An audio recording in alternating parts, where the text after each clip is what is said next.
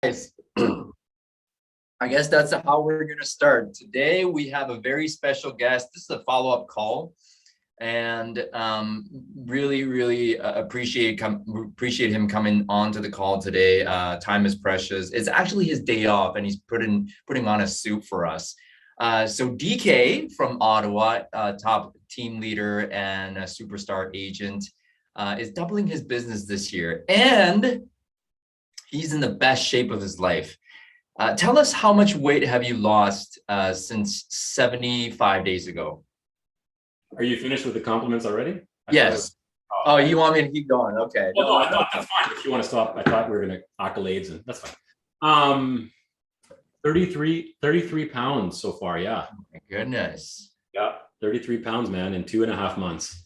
2.5 months, 33 pounds. So, yeah, obviously you know, best year in your life in real estate. Family's great, you're healthy. And what got you to even step into this journey of your body transformation, and you're a completely different person? Yeah. Like, I talked to my tailor about taking in my suits, and he said after 30 pounds, it's a new body. There's no retailoring, like you're a new person. So that was kind of cool.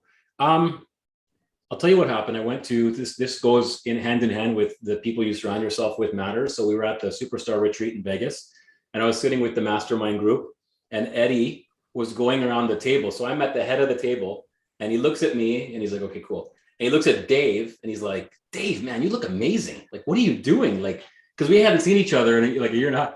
And Dave's like, well, thanks, man. Like, not much. I'm just Dave. And then he looks at like Casey, and he's like, Casey, you look fucking great. Like, what are you doing?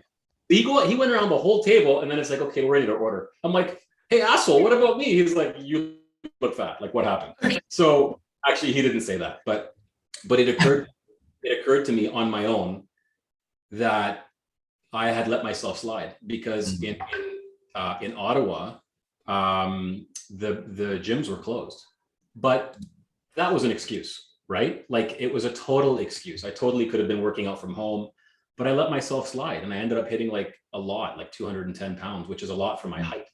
And I felt gross. I felt lethargic. I just felt disgusting. I wasn't sleeping well. I was irritable. And that second, John, we were at Wolfgang Puck Cut, and I had a Wagyu steak, and I had like all this shit. I stopped eating. That second, I stopped eating immediately. And I said, that it was just a moment where I snapped, and I said, that's it. And no alcohol, no sugar, no carbs, light carbs like fruit and stuff. But very regimented, working out 6 days a week, 2 hours a day. Got a health plan, like an eating plan, a sleeping plan. And from the second I came back to Ottawa, I just kicked it into high gear. I got massive accountability by hiring an amazing trainer who helped me. And I said to myself, what would happen? Sherman, what would happen if I put all of the passion and energy into my body that I put into my business? Because my business, we're at 140 million, that we've never done that kind of volume in 1 year. My goodness. What would happen if I put the passion and the drive and the burning desire that I put into my business, into my body for the first time in my life? What would happen? And I'm like, I want to find out. I'm 41 years old. I want to find out, what does fit DK look like? I know what dad bod DK looks like, but what's crazy, John, I looked at my vision board from last year, and it said, get rid of dad bod. And I forgot it was there. Wow. I packed up my vision board, right? Because it's like almost the new year. So anyway, it's just crazy how you plan that stuff out, right? It's crazy. And it had been by accident. And, Eddie wasn't intentionally trying to call you out, but he accidentally called you out, and it had you step into this journey of this body transformation. And lo and behold, you check back in your vision board, guys. He didn't even remember that he put it on his vision board. Yeah. And it just goes to show you, right? If it's important, you'll make time. If it's not, you'll make excuses. So it became important. It became a priority to take care of me, DK. Because if anybody that you know me, but anybody who doesn't know me, my whole life, I've been putting other people first. And I said, it's time to put me first and do some self-love and take care of me so I can be a better, team leader, father, you name it. That was the intention here. And so far, it's been a great journey. I've got like 25 days left of this first 90-day kick, and we'll see how I look. Yeah. he's gonna post his full body transformation. He's got like a 10-pack right now. I get the updates, so I'm lucky that way. But guys, stay tuned. But honestly, man, I think it's tough for people to say, hey, I want to kill it in real estate, do a lot of sales, and be successful in my health and in my family. People don't think they can have it all, and you are evidence right now that you can actually have it all. But how did you do it? Well, first of all, it's understanding why is it hard? Because if you don't understand why it's hard, then you won't be able to achieve it. Our subconscious mind, our brains are designed to avoid pain. And our brains, we've been designed to avoid struggle. So we avoid it, right? That's how we've been designed for hundreds and like, that's how humans are. So if we can avoid waking up at 4 a.m., we will stay in bed. If we can avoid the pain of the gym or the recovery or the awkwardness or whatever, we'll avoid it. So until you make a decision that, okay, I understand I'd rather have the pain of the change than the pain of living in the same status quo, you won't make that change. So, I'm up at 4, I'm at the gym at 5. My workouts are about an hour and a half to 2 hours. They're long, but a lot of that is stretching and yoga style, like, prepping my body for the workout. Yeah. So I'm home by like 7:15, 7:30, and then I'm still at the office by 8:30. Like I'm still here. I'm still hammering it out. I'm still running the business. You totally can do both as long as you make it a priority. John, I've been to weddings. I've been to birthday parties. I took my family on a Prince Edward Island trip. I went to Kelowna last week for the Royal LePage Chairman's Club trip. They went to 8 fucking wineries. That's what the events were, wineries. And they're like, don't worry, the 9th is a brewery. I'm like, fuck. Alcohol. I can't have carbs. I can't have anything. We were in the middle of New Brunswick in an RV, and I bought all this exercise gear that I worked out at 4 a.m. in the middle of the woods. Wow. I almost got attacked by a friggin' mountain lion, but I did it. I was working out with TRX machines and you know what's crazy? Everybody gets uncomfortable with you changing. Like you're changing for the better, but I got comments like, I don't like you skinny, or are you sick? That was my favorite. Or this is my favorite. Why did you start now? Why didn't you just wait till after the wedding? Why didn't you wait until after the chairman? You know why? There's always going to be something. There's always going to be a birthday or a party or a dinner. You can't make excuses like that. Like I said, if it's important, you'll do it. If it's not, you'll find excuses. So I'm not a big fan of, excuses and like, but I've been getting the comments. It's crazy. It's nuts. And you have to have the capacity to like, thank you for your concern, but I'm good.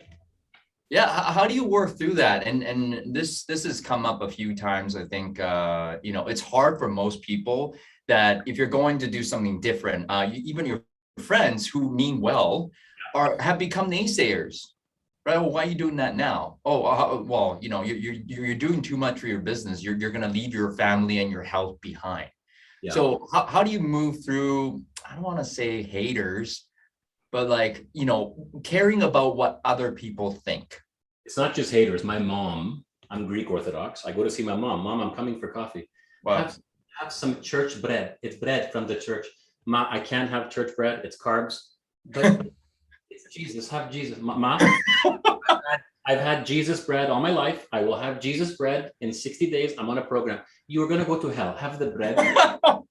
Ma, I'm not going to hell. Please, I can't have carbs. One little. Ma, I can't have the bread. She means well, right? Yes. She doesn't want me to go to hell. But that too, it's like the people that love you. So here's the deal. Here's the way I operate my life, and here's the way I operate with my mind. Let me ask you a question, John. If you knew the day you were going to die, knock on wood, if you knew your expiry date, would you live your life differently? I would say a little bit, yeah, for sure. Of course you would. 100% you would. If you knew your expiry date, you would live your life. So my question is this: why is it when people are faced with tragedy or with something like that only then they start to live or start to regret things they didn't do, or, start to appreciate the life we've been blessed with? It's because we always think we have more time until we realize we don't. So one thing COVID has taught me is time has flown by so fucking fast in the last 2.5 years. I was like, where did the last 2 years go? And it's supposed to only fly when you're having fun. Like, if we've had a little bit of fun. Come on, we haven't traveled much. Like, it's gone. I don't know if anybody agrees with me, but So I think I've been blessed in the sense that I've been through a lot of difficult things in my earlier life that gave me perspective on how valuable time is, and that God willing, I live for another 90 years, but I want to take advantage of the time I have now because I just appreciate every minute of the day. Whereas I think the reason why everybody procrastinates is I'll do it later. I'll do it later. What if there is no later? So that's how you have to approach it, right? Do it now. Don't wait. Go after what you want, immediately, or as soon as possible, because you never know what the future holds. If you're not already pumped up from this call, there's something wrong with you. So I just want to say that. But I mean, it's easy to get complacent, and especially during COVID, a lot of us just stay home, and and the business is good, whatever. But how do you even stay hungry, through all this? You're always so hungry. Like I posted the other day, the difference between you and me is that you're hungry and I'm starving, and I know you're starving always. Yeah.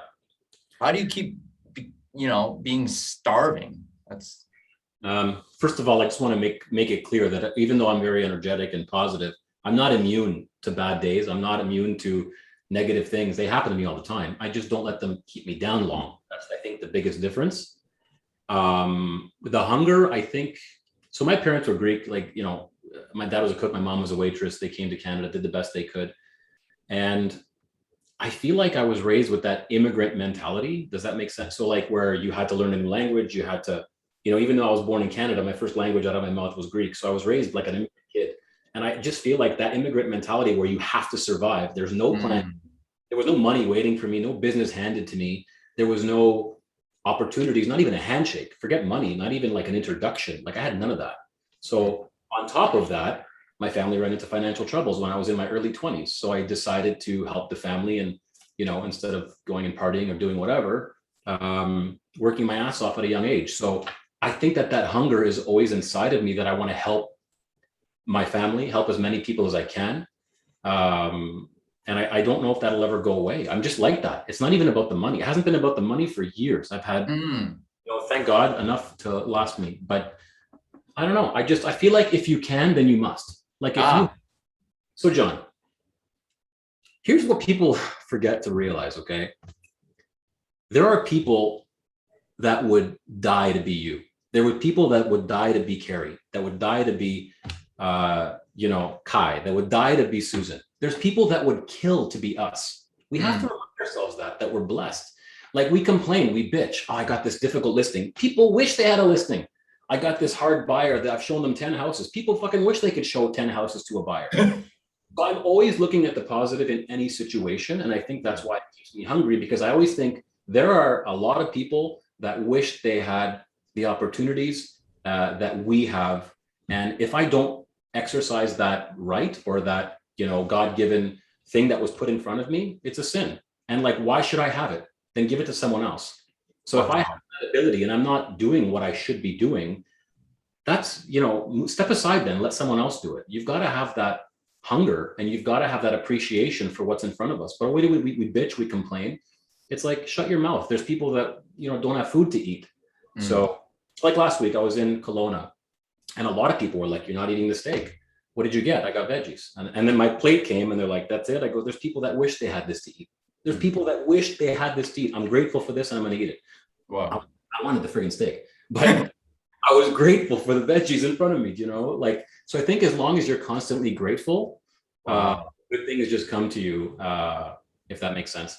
That's gratitude, guys, on another level, because we could, we don't feel like, we're blessed every single day, truly blessed. Like you said, people would kill to be in our position. And you know what, guys, selling real estate is such a, high paying job. And all we're doing is talking to people every single day. We are blessed. We get to talk to people. We get to go on buyers tours, right? We get to go on a listing appointment at 8:00 at night because someone wanted to hire you. So feel blessed and always stay hungry. Yeah. And I'm more inspired than hungry. I wake up every day not hungry, or I wake up inspired, who can I help today? How many people can I help today? Whose life can I help change today, with what we do? Because we have a very important job. So yeah. That's amazing. And I do want to relate it back to the real estate business. This year you're doubling your income. Yeah. And is it doubling units as well? Just curious. No, it's about 65% more units because like everyone on this call, like the prices went up so drastically. Right. The units went up, but because the average price of a house went up, we didn't have to do double the units. Gotcha. 140 million so far this year, guys. So congratulations. Thank you. Did you do anything different this year to have the business increase as much? I mean, I would say most of us is having a great year, but what did you do differently this year? I think it's just my 9th year in the business. I think it's the accumulation effect. I didn't do anything different. I just did the same. Now, the health, like this, what I'm doing, the exercise thing only started like 60 days ago. So I can't say that was it. So at the beginning of COVID, like a year and a half ago, we had a mastermind call and I dropped a lot of F-bombs and I was saying a lot of affirmations that no disease, no this, no that will effing affect my business, my goals, my dreams. And I internalized that. And I was scared like everybody in the planet was, but I guess I just got so amped up back then that it just, I was inspired and motivated to keep pushing and I knew people needed my help. But I didn't do anything. Like if anything, I didn't travel as much. So I was here a little bit more. But I still was on my schedule. Like I was going on 3 listing appointments a day. Wow. So our market was on fire. So some of it is market driven. And then when COVID hit, you and I talked about this again on a mastermind call, I called my entire database. So, because I think what the success of this year is because of what I did last year, right? So it's not what's happening now, it's what happened before. You plant the seed, then it grows. Wow. So it was just calling my database, not asking for business, just grateful for them and contribution. Are you okay? What do you need? Is there anything I can do for you? And they all appreciated it. And the second thing, I dissected every single system in my business and I revamped everything. I upgraded everything, business cards, email signatures, everything in my office was overhauled because I had the time. And then I added systems. I improved our customer service from within. And I think that when all of those things were ready and then the market came back, like, yeah, it was just crazy. You were ready for the opportunity that the market presented you because you had all the systems in place. Yeah. I do want to touch on that a little bit because adding systems is uncomfortable for most people. And it's like, where do I add what and when? How did you tackle all your systems? It's just one system at a time. Like I'd sit down with my team and say, where do we lack, in our business? What needs improvement? Every single, like from my assistant to my agents, like what are struggles that you see in our business and what would you like to see improved? And we would just throw out all the stuff that came on the table and say, okay, let's prioritize now. Like our pre-list package was dated. It was working. I was getting listings, but it was dated. It wasn't sexy. So we updated that. Now I don't look like I used to. So I have to update our headshots, our photos. Like, right. I just think a lot of people, we get busy being busy and then we leave all the stuff that we have because we figure it's working. Why change it? Well, change is good sometimes. Change it up, So, doing business, being in the business, working in the business, about what percentage of the time do you actually allocate to working on the business, upgrading your systems? About an hour a week. Hour a week. Okay. Yeah. But write that down, team leaders, an hour a week set aside. Don't just prospect all day and then, don't upgrade your systems. And how often would you say you upgrade your systems? All the time. Everything's being tweaked constantly. So like we have a lot of different systems for different things. And I'm constantly looking at everything. I showed you before, I always have the numbers, all my expenses, all my sales, all my revenues on my desk every week. It's reprinted. It's there for me to look at. I think it's important for a business person to know what's going on at any given time. But you also have to take a step back sometimes and look at your business the way a customer sees it. Because there's the way I see it, there's the way the customer sees it. Right. So I would just, walk into the office like, hey, what's the first thing a customer sees? Okay, I don't like that there. Let's move it here. Honestly, I'm obsessed with the little things. It's the little things that matter. It's the details that matter. And just constantly updating every system where we can. You taught me something the other day, and I'm very uncomfortable with this, is asking your clients for feedback, Yes. listening to it. I'm so uncomfortable. Teach us how. Well, it's usually when they're thanking me. So Mm, usually when they're thanking me at their, like, let's say over the phone or at their house, I say, I really sincerely appreciate you thanking me, but would you mind if we sent you a questionnaire? And I'd like you to be brutally honest, the good, the wow. bad. You know, if there's bad, please, you're not helping me as a business person grow if I don't hear everything. And I know you want to be kind and it might be uncomfortable, but I would really appreciate the brutal truth. And we send them a questionnaire that we have through Google, and they fill it out. And it was the best thing I ever could have done, because again, there's the way you think you are and there's the way people see you, right? And I got some really good feedback from that. People don't want to know a lot of times. Well, I'm speaking for myself. I can't speak for everyone else, but it's uncomfortable.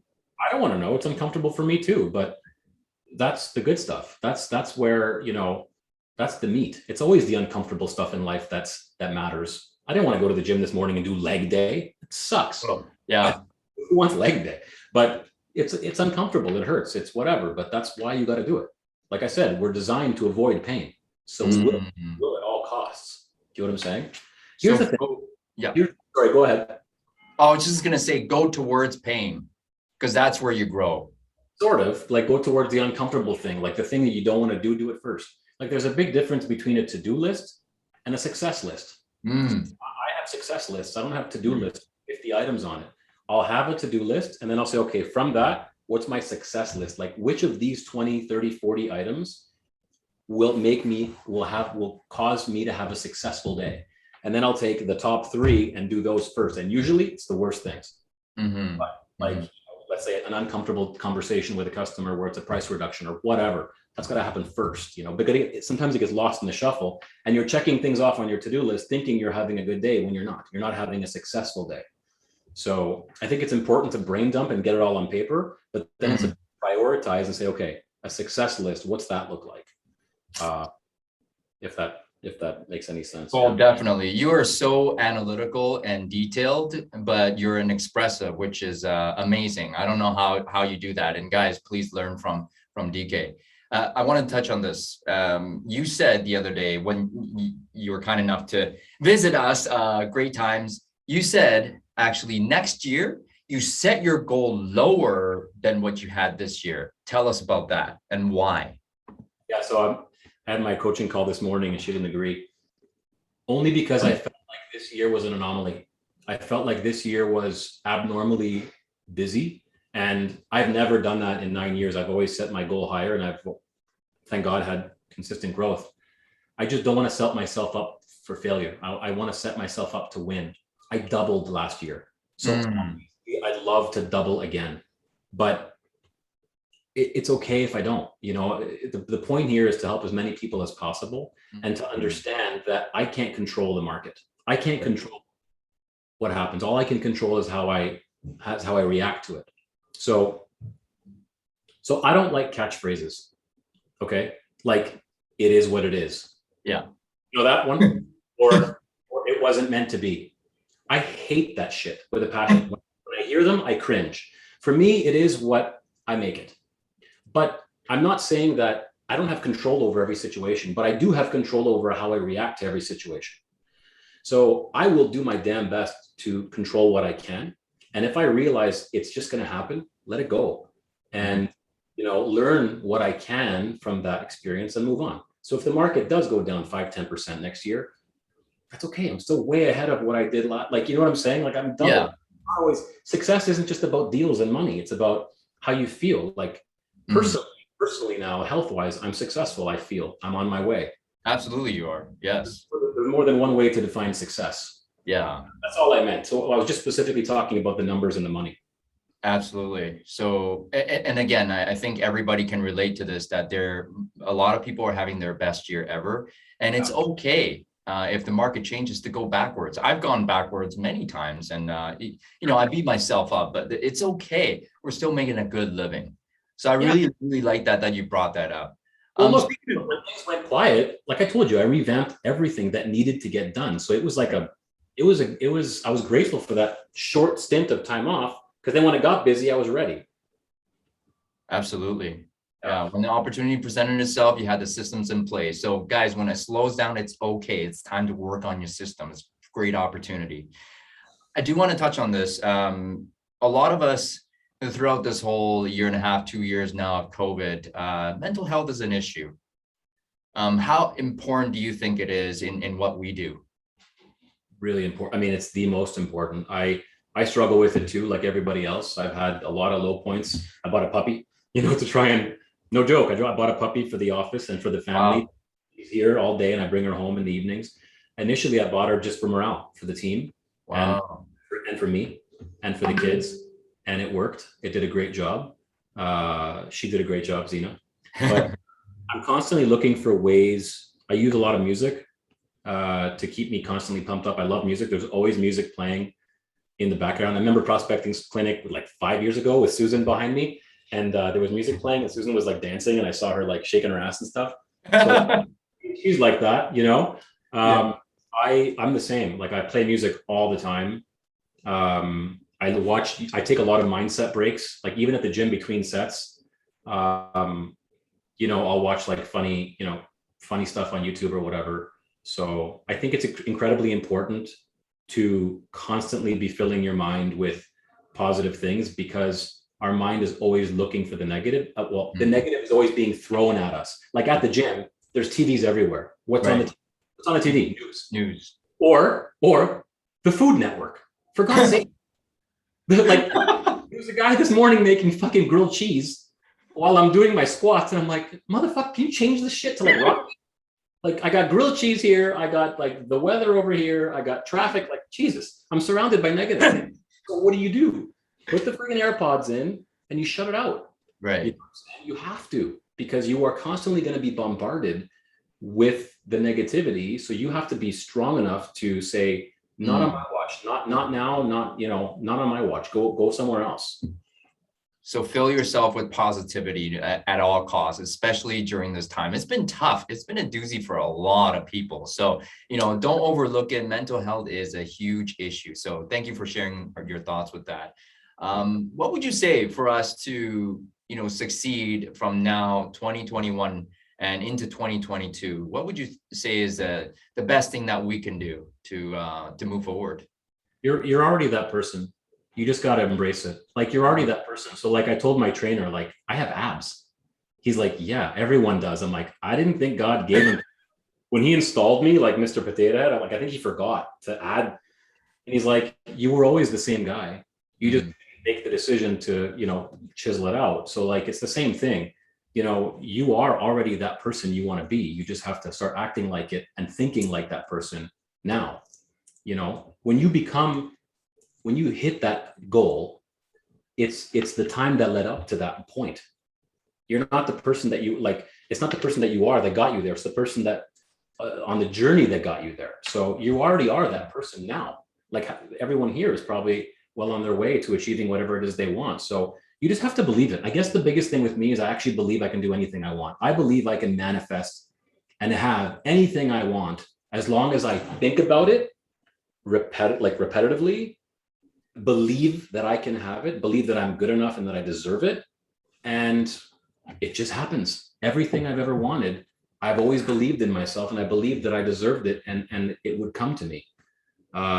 If that makes any sense. Like I've always had that thought, always. Absolutely. And it's tough for us to think that way, but you are already that person that you want to be. You just gotta, like you said in your quote, in your meme that you made, visualize it, go out there and take action, and then you manifest it and you got it. Yeah. Right. So, but believe that you can have it first. That's the first thing, guys. Yeah. Question. You don't believe it, the public's not going to believe it. You're the first person that has to believe it. Question. Yeah. Exactly. Looking back when you first started the business, what advice can you give it to new agents for their first year?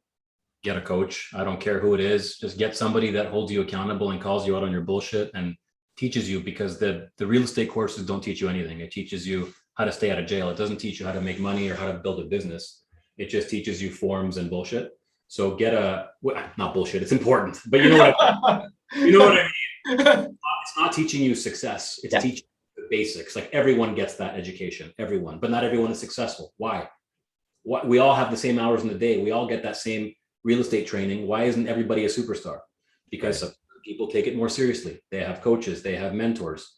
So immediately gravitate to the most successful people in your office or in your city. Take them out for a coffee, interview them, ask them if you can, if they can teach you something. And pay attention. When you're being taught something, pay attention. Yeah, pay attention, JP, when we talk. Just kidding. Man, I know your time is tight today. Thank you for making time for us. Having a great hair day. So we can extend this. What's that? Having a great hair day. So we can extend this 5 minutes. Whatever you want. It's fine. It's looking great. How can we reach you? And if we want to, are you still growing your team? So my goal is to be out of production within 4 years and just be like the leader of the team, manage, coach, things like that. So I'm building the team right now. Yeah. So we're at 9 people right now. So Ottawa agents, if you're looking for a great career opportunity with a great leader and value proposition, please reach out to DK. DK, thank you very much today. Guys, if you're not inspired, again, I'm going to say this, there's something wrong with you. Make it a great day, y'all. Thank you.